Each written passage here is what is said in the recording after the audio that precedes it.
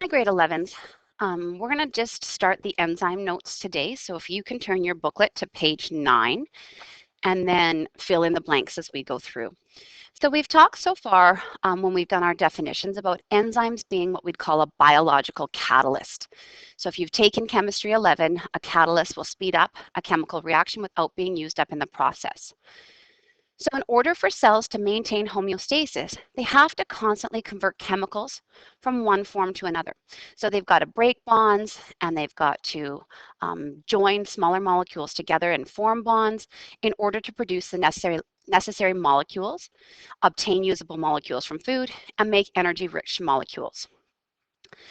And our energy molecule in our body is called ATP, or adenosine triphosphate.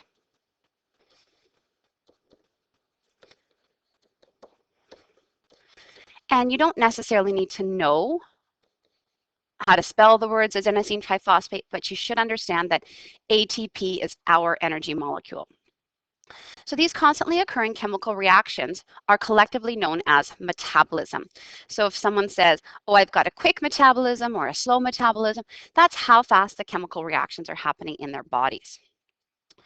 So the molecules that control metabolism are enzymes.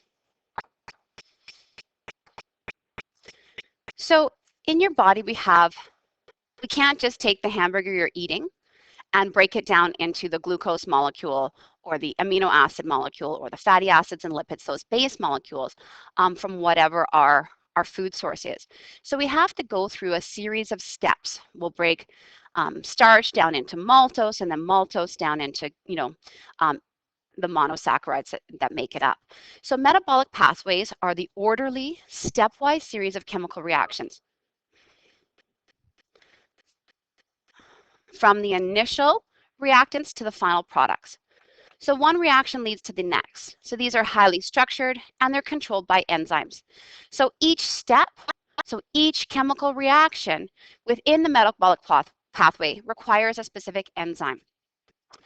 So if we have reactant A, okay, so this is our starting material. Maybe this is the food that we're eating or some other molecule we have in our body. An enzyme will convert it to substance B, so product B. Product B becomes the reactant in the next chemical reaction, but it needs a different enzyme. And that'll turn that reactant B into product C. And then that product becomes the reactant in the third step in our metabolic pathway. And each chemical reaction requires a different enzyme until we get to the final product, which is what our body can use or what our body needs. So the products of one reaction become the reactants of the next. Reactant is the word you would have learned in grade 10 science. When we talk about an enzyme reaction, that reactant is called a substrate. So there are reasons why metabolic pathways exist. Okay, so it's not possible in biological systems to have a single reaction that's going to produce complex molecules from simple reactants. So this formula here is photosynthesis, right? Carbon dioxide and water in the presence of sunlight makes sugar and oxygen. It can never happen in one step. So many intermediate steps are needed. So one pathway can lead to several others. So the intermediate products of one pathway can be the starting reactions for another pathway. And having more than one step means that there could be more than one place where the overall chemical reaction can be controlled.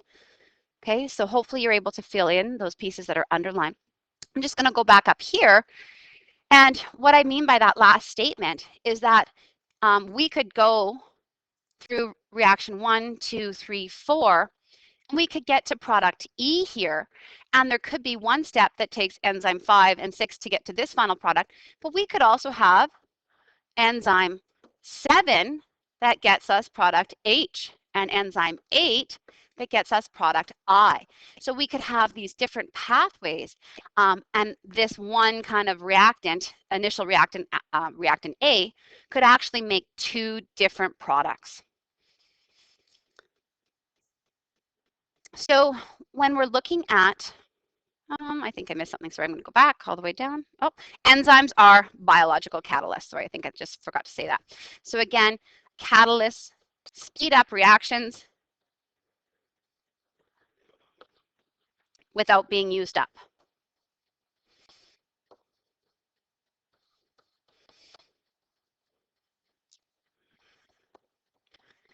Used up. So enzymes aren't used up. That's why they're not in kind of the chemical reaction, because they're just recycled. They're used again and again and again. Sorry, now I'll pop to this page. So if we're looking at an enzyme, sometimes we abbreviate it E. It's a protein that can speed up a chemical reaction without being consumed, or we could say used up. And again, what this means is that those enzymes are just recycled. So enzymes are the sites of chemical reaction. So basically, an enzyme is just going to hold the reactants in place long enough for the reaction to happen. So they're not used up in the reaction or permanently changed by the reaction. So they hold the reactant molecules together for a long enough time to react. And enzymes are highly specific. They only speed up one reaction. So if I was a highlighter, I might choose to highlight, oh, I picked the wrong pen. This, right? One enzyme, one reaction. So enzymes usually end in the suffix ase, and we talked about that because we talked about carbohydrates ending in ose, right? Glucose, maltose, sucrose. But sometimes enzymes can also end in an sin, so trypsin, pepsin, that sort of thing.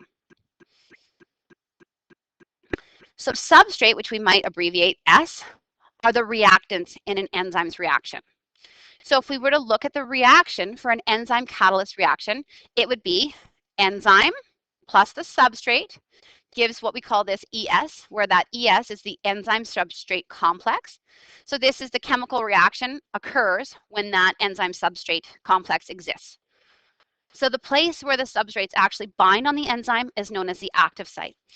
Okay, and once we have that enzyme substrate complex, then what happens is that the enzyme holds the substrate long enough for the chemical reaction to occur, and then they break apart. We have our product, which is P, and that enzyme is there as well because it's not used up in the reaction.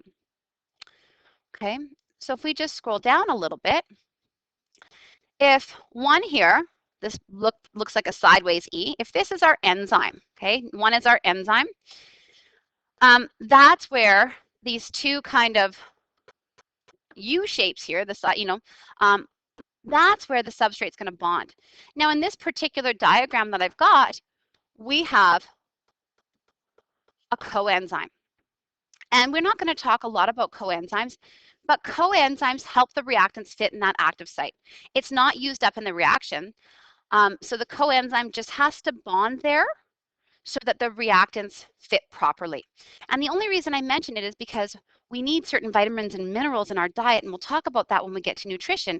And why do we need those? Because they often act as those coenzymes. They often make the active site of the enzyme fit the substrates properly.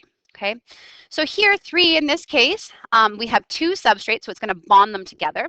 So they're going to come and bond into that active site with the coenzyme, and they'll bond long enough for they'll sit in the active site long enough for a bond to form between them. Then we end up with 4, our product. Okay, so now this is bonded together. It's one item. And then the enzyme and the coenzyme are free to go and catalyze another reaction. So what you can do now, grade 11s, is work on the web quest that I gave you yesterday. So the web quest, you're going to go, it's the Human Body Systems project at the top. You're going to go on to the website that it says there, and I'll put that in the chat or the post page as well. And you're going to click through and read through and click the diagram and finish both sides of that.